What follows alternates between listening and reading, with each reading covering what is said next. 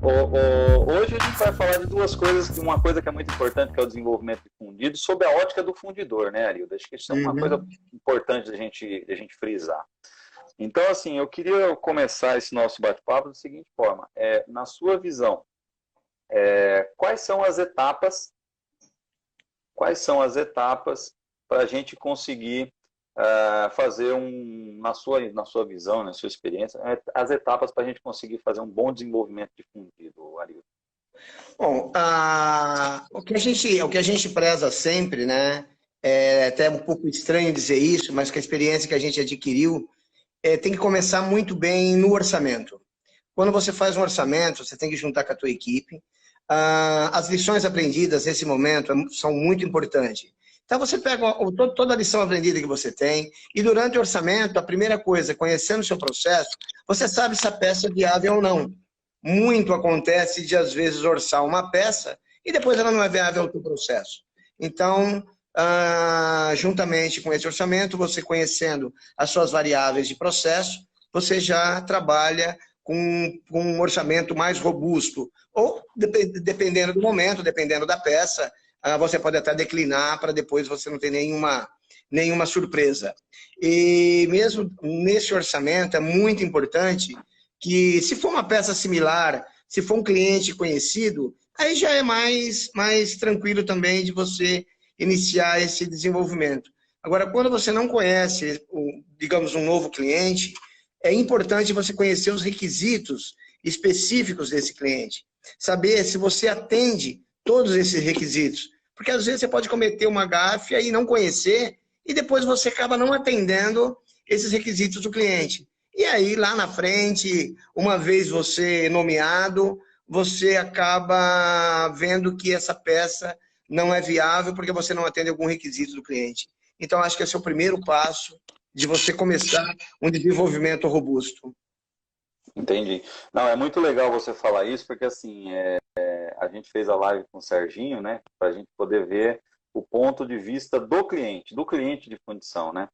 E Exato. assim, a palavra comum que a gente citou muito lá e que você está citando aqui novamente, mesmo sem a gente ter falado isso em alinhamento, é requisitos.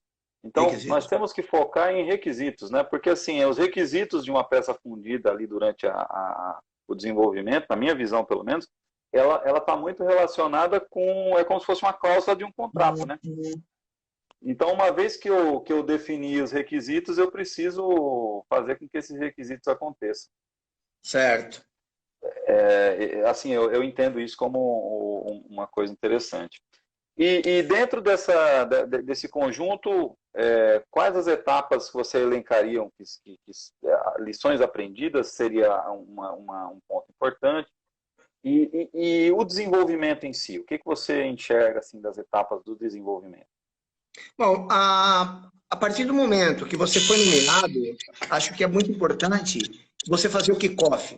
Essa reunião com o cliente é muito importante, onde você vai definir todos os pontos críticos da peça, com um desenho na mão, com os requisitos específicos do cliente. Aí você vai analisar isso e sugerir algumas alterações e saber se o seu cliente está de acordo ou não, né? Conhecendo esse processo, aí você parte já com um processo mais robusto. Uma vez essa reunião alinhada, aí você começa o desenvolvimento do produto fazendo o pré-projeto.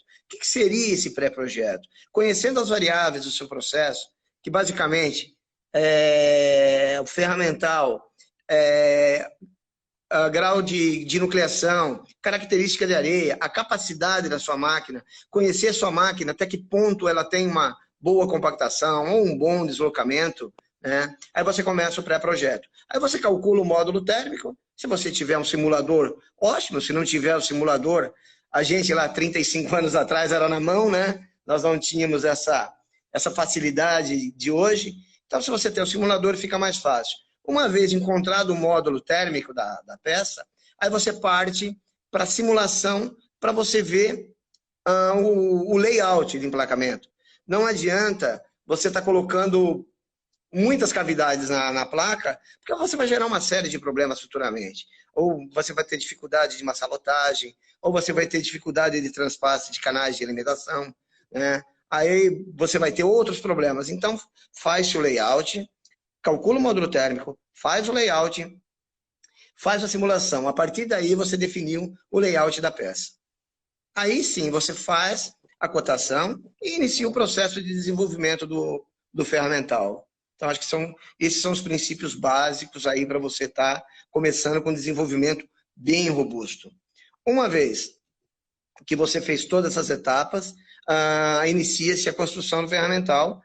E com essa construção de ferramental, é muito importante isso, muito importante você fazer o follow-up semanal. E presencial pelo menos 2 vezes. No meio do projeto, se a modelação, o teu fornecedor é muito longe, você faz aí pelo menos 2 vezes em loco, para você ver se o seu desenvolvimento está indo de acordo com aquilo que você planejou. Paralelo a isso, até esqueci de um detalhe, antes de você partir com o desenvolvimento do ferramental, a partir do pré-projeto é importante você reunir com a fábrica, né? Porque o papel aceita tudo. Então é importante você reunir com a fábrica, sempre o espírito de equipe, engenharia, qualidade, principalmente a produção, a logística, e aí você faz uma apresentação. E nessa apresentação, levanta-se os principais pontos e as dificuldades que a produção tem em estar executando aquilo que você planejou. Às vezes você coloca um massalote onde não é possível quebrar ele, não é possível rebarbar, né? É uma série de problemas que possa ter. A partir disso, consensuado com todo o pessoal da fábrica, aí sim você inicia o desenvolvimento do ferramental, sempre conhecendo os limites do seu processo. Saber se o teu simulador tem que estar calibrado, saber se o teu grau de nucleação atende àquela massalotagem que você fez, saber se aquela folga entre modelos, macho e molde, saber se a tua máquina garante essas variáveis, né? Às vezes você calcula uma folga e a tua máquina não atende aquela folga. Você corre o risco de perder o ferramental ou depois ter um retrabalho grande aí para retrabalhar o ferramental. Entendeu? Acho que aí esses são os pontos iniciais de você começar um desenvolvimento bem feito.